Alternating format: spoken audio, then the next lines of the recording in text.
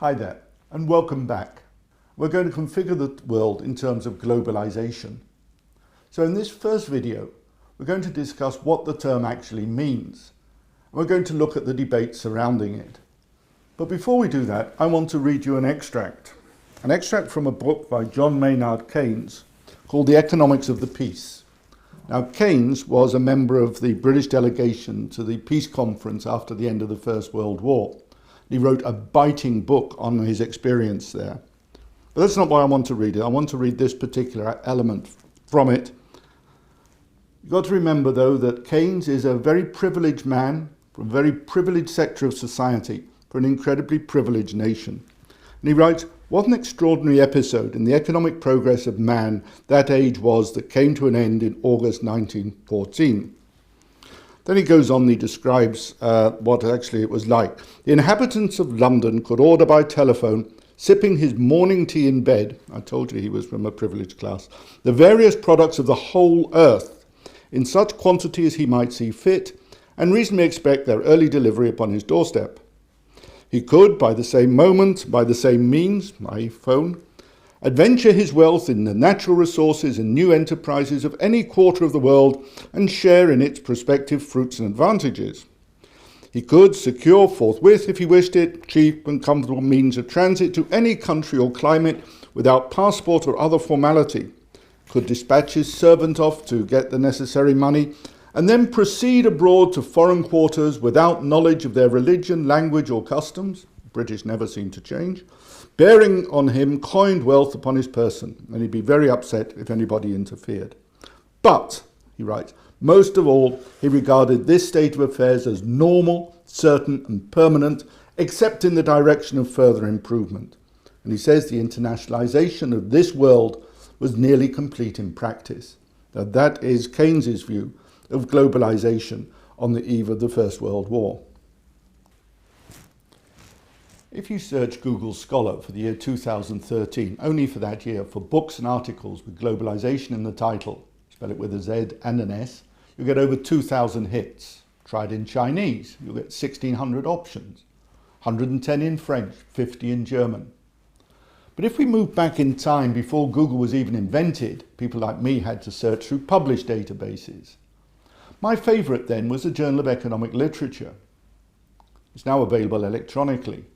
If you go there, you'll find that there's not been one single article with the word globalization in the title published before 1984.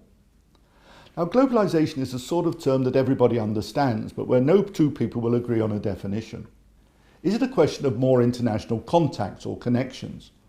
Or does it imply a greater dependence or interdependence on those international contacts? Is the word international, as we've used it here, sufficient?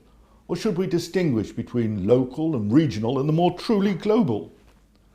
Should we distinguish among the different dimensions of globalization? The economic dimension, the cultural sphere, and areas of governance? And if it is economic, to what should we attach most importance? To trade, to business, to labour, to communications? And if it's governance, where should we be concentrating? On cooperation among governments?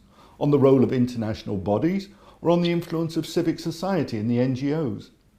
And finally, within all of this, where does it leave the nation state? The unit upon which we lavished so much attention last week and which remains the focus of our course. Now, in 1999, a team led by David Held of the Open University published a book called Global Transformations, which described the parameters of the discussion and which still largely holds true for today. They divided the different authors in three separate camps: hyper-globalists, skeptics, and transformationalists. The first disagreement among them is on the very nature of the globalization experience. Hyper-globalists see the present globalization as something new and truly unique. They would argue that market forces have undermined state control over national economies and are weakening the authority of nation states. Skeptics used to argue that current globalization resembled that of the earlier period, 1870 to 1913. And they argue that in some respects this was even more truly global than what we're experiencing today. And this is the passage I was referring to in the piece I read to you from Keynes. They also consider that market forces can still be brought under control if, and this is a big if, the main international actors can agree on collective action. Now, the transformationalists sit in the middle. They say globalization is more complex than mere economics or the freeing of markets.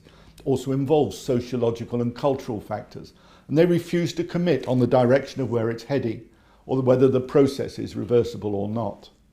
Now, not only is there disagreement on the nature of the process, they also disagree of whether it's beneficial or not.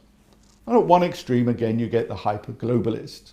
They argue that markets decide the optimal use of the world's resources and that globalization is bringing the world's citizens a wider range of products at ever lower prices. Poverty exists, they concede, but because governments persist in maintaining protection and deprive their citizens of benefiting fully from the developments of globalization.